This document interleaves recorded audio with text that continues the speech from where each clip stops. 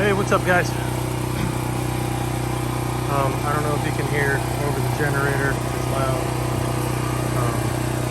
That's the only way I got power to run my tools and everything out here. So I just wanted to mention, like, if you're solo building or you just need an extra set of hands, I can't recommend these things enough. They're a knockoff of that zip wall system. It's like a little pump jack. These particular ones max out at 10 feet, so you do need to crib it up a little bit if you're going higher than that. I don't know if you can see there. This other one on the far right, I've got a lot of cribbing on it.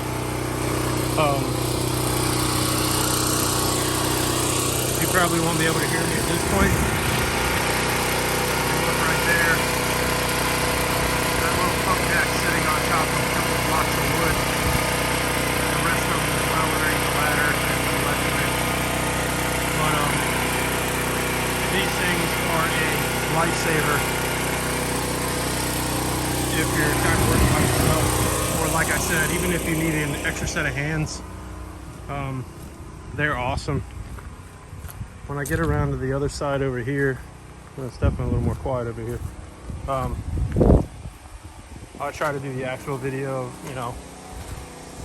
When I did the smaller end over here on the other side, I was able to set them up by myself while I put the soffit material up.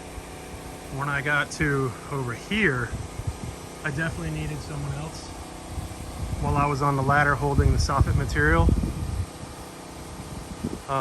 What I'm using is a Hardy, it's a fiber cement board, and even though it's thin, it's heavy, and worse than that, it's flimsy. So if you're doing this by yourself, the easiest way I found to do it is I'm cutting them, they're 12-foot boards. I'm cutting them down into just over 8-foot sections, and that's making it a lot easier to use. Here's my cut off from the last one I just put up that you saw those little pump jacks are holding. This was my leftover from the first piece I put up. So the nice thing is the ones I'm using, they're 16 inches wide. I'm the first to admit I'm not a contractor, I'm not a builder. This was my first building of this size. I've built little tiny sheds in the past, but nothing like this. So I definitely have some measurements that are not as exact as probably, let's say, a professional would have been. So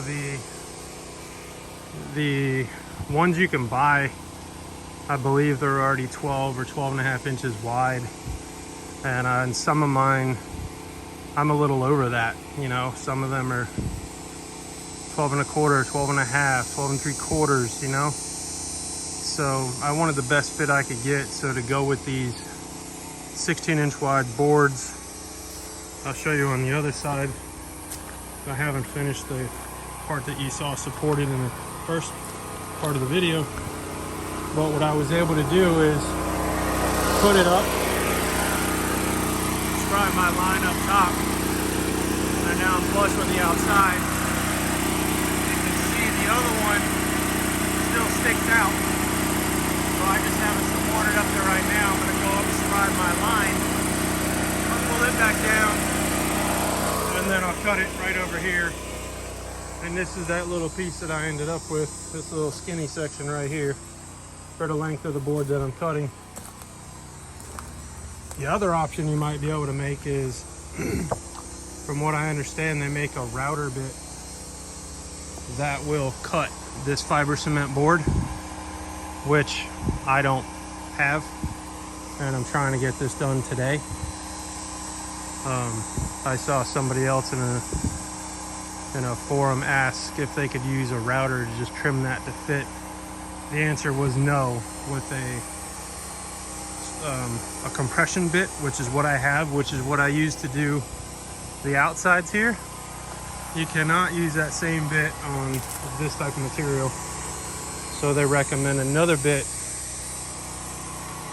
I think they called it Bad Dog or Mad Dog or something like that. I didn't look them up because, like I said, I need this done today. So I knew it wasn't going to be a viable option for me. But check it out if you're trying to do the same thing, and you might want to make it a little easier on yourself. Instead of, you know, put that up there, mark it, take it back down, and you know, you save yourself one step, which in my opinion would be really nice at this point.